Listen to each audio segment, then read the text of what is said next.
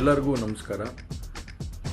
ಮೊದಲನೇದಾಗಿ ನನ್ನ ತಂದೆ ತಾಯಿಗೆ, ತಾತಂಗೆ ಹಾಗೂ ನನ್ನ ಕುಮಾರನಿಗೆ ಮತ್ತು ನಾಡಿನ ಜನತೆಗೆ ಹಾಗೂ ಎಲ್ಲ ನನ್ನ ಕಾರ್ಯಕರ್ತರಿಗೆ ಕ್ಷಮಾಪಣೆ ಕೇಳ್ತಾ, ನಾನು ಫಾರಿನಲ್ಲಿ ಎಲ್ಲಿದ್ದೀನಿ ಅಂತ ಸರಿಯಾಗಿ ಮಾಹಿತಿ ಕೊಡದೇ ಇರೋದಕ್ಕೆ ಇವತ್ತು ಮಾಹಿತಿ ಕೊಡೋದಕ್ಕೆ ಬಂದಿದ್ದೀನಿ.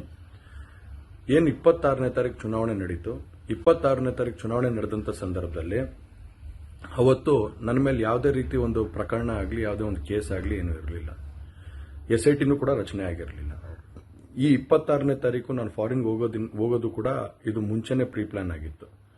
ಹಾಗಾಗಿ ನಾನು ಫಾರಿನ್ಗೆ ಹೊರಟಾದ ಮೇಲೆ 3-4 ದಿನದ ನಂತರ ನಾನು ಯೂಟ್ಯೂಬ್ ನೋಡೋವಂಥ ಸಂದರ್ಭದಲ್ಲಿ, ನ್ಯೂಸ್ ಚಾನೆಲ್ ನೋಡೋವಂಥ ಸಂದರ್ಭದಲ್ಲಿ ನನಗೆ ಈ ಮಾಹಿತಿ ದೊರಕುವಂಥ ಕೆಲಸ ಆಯಿತು. ಮಾಹಿತಿ ದೊರಕಿದ ಮೇಲೆ ನಂತರ SITನೂ ಕೂಡ ಏನು ಒಂದು ನೋಟಿಸ್ ಕೊಡೋವಂಥ ಕೆಲಸ ಮಾಡಿತು. ಆ SIT ನೋಟಿಸ್ಗೂ ಕೂಡ ನಾನು ಎಕ್ಸ್ ಖಾತೆ ಮುಖಾಂತರ ಮತ್ತು ನನ್ನ ಲಾಯರ್ ಮುಖಾಂತರ ನಾನು 7 ದಿನ ಸಮಯ ಅವಕಾಶ ಕೇಳಿದ್ದೆ.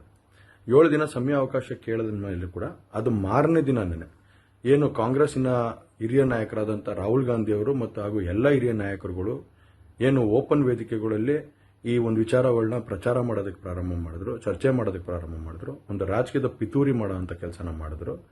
ಇದೆಲ್ಲ ನೋಡಿದಂಥ ಸಂದರ್ಭದಲ್ಲಿ ನಾನು ಡಿಪ್ರೆಷನ್ಗೆ ಹೋಗುವಂಥ ಕೆಲಸ ಆಯಿತು, ಐಸೋಲೇಷನ್ಗೆ ಹೋಗುವಂಥ ಕೆಲಸ ಮಾಡಿಕೊಂಡೆ. ಹಾಗಾಗಿ ನಾನು ಮೊದಲನೇದಾಗಿ ನಿಮ್ಮೆಲ್ಲರನ್ನೂ ಕ್ಷಮಾಪಣೆ ಕೇಳಿದೆ, ದಯವಿಟ್ಟು ಕ್ಷಮಿಸಿ ಅಂತ ಕೇಳಿದೆ ನಾನು. ಅದಾದ ನಂತರ ಹಾಸನಲ್ಲೂ ಕೂಡ ಕೆಲವು ಶಕ್ತಿಗಳು ಎಲ್ಲ ಒಟ್ಟಿಗೆ ಸೇರಿಕೊಂಡು ಇವತ್ತು ನನ್ನ ಮೇಲೆ ರಾಜಕೀಯದ ಒಂದು ಪಿತೂರಿ ಮಾಡುವಂಥ ಕೆಲಸ ಮಾಡೋವಂಥದ್ದು ಇರ್ಬೋದು.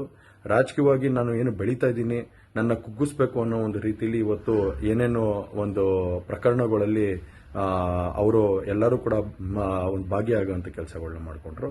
ಹಾಗಾಗಿ ಇವನ್ನೆಲ್ಲ ನೋಡಿದಂಥ ಸಂದರ್ಭದಲ್ಲಿ ಇದ್ದಿದ್ದು ಇನ್ನೂ ಒಂದು ಆಘಾತ ಆಗೋಂಥ ಕೆಲಸ ಆಗಿ ನಾನೇ ಒಂಚೂರು ದೂರ ಇದ್ದೆ. ಹಾಗಾಗಿ ಯಾರು ಕೂಡ ಇದ್ರ ಬಗ್ಗೆ ತಪ್ಪು ತಿಳಿಯೋದು ಬೇಡ. ನಾನೇ ಖುದ್ದಾಗಿ ಶುಕ್ರವಾರ ಏನು 31ನೇ ತಾರೀಕು 10 ಗಂಟೆಗೆ SIT ಮುಖಾಂತರ SIT ಮುಂದೆ ಬಂದು ನಾನು ಸಂಪೂರ್ಣ ಈ ಇನ್ವೆಸ್ಟಿಗೇಷನ್ಗೆ ಸಹಕಾರ ಕೊಡೋ ಮುಖಾಂತರ ನಾನು ಇದಕ್ಕೆ ಸರಿಯಾದ ರೀತಿಯಲ್ಲಿ ಉತ್ತರ ಕೊಡೋಂಥ ಕೆಲಸನ ಮಾಡ್ತೀನಿ.